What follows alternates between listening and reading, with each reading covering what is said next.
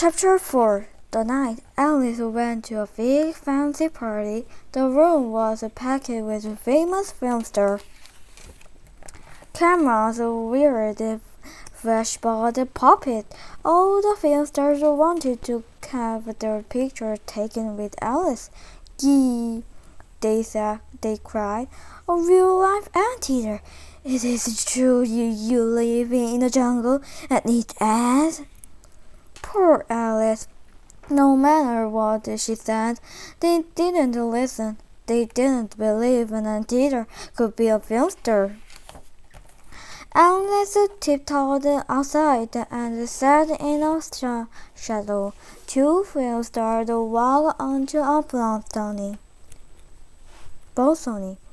Did you hear that, anteater? Said one. Silly animal, said the other.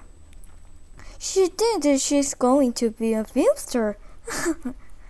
They laughed and went back to the party. Alice crawled under a bush, where no one could see her. Tears poured down her wiggly nose. She thought of all the other anteaters hunting happily in the jungle, and she felt very, very lonely. Don't cry, Alice, squeaked a voice. A hedgehog was standing beside her. I saw your picture in the paper, he whispered. I've always wanted to meet an anteater. The hedgehog blinked shyly and held out a beautiful gold box. This is for you. Alice took the box and opened it slowly. It was full of munchy, crunchy ants.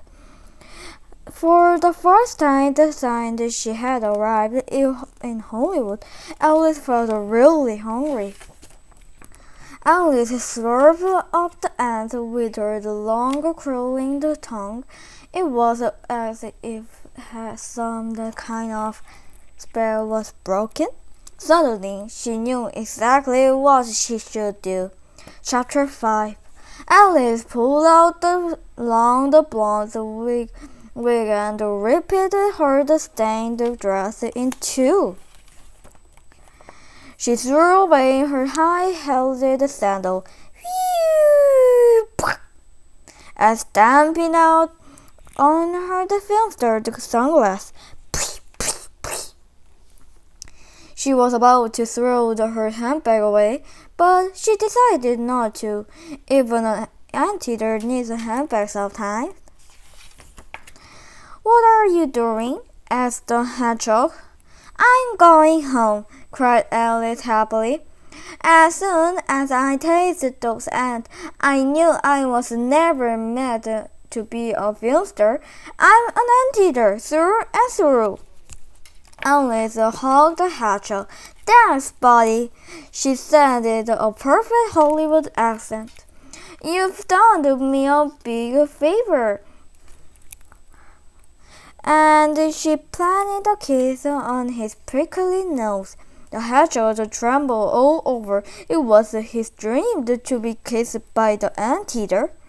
Come with me, he said in his dispassionate voice. I'll take you to the airport.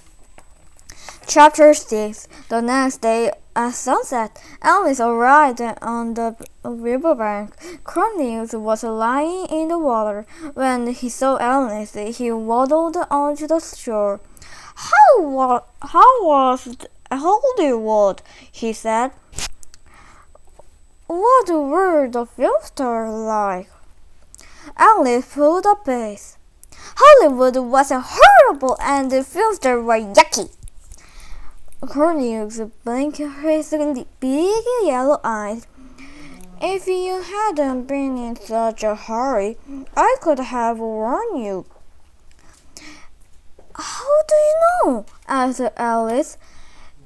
They don't taste nice, replied Cornelius. He yawned. It's usually a bad sign. All the other anteaters were delighted to see Alice. Her mother gave her an extra big hug.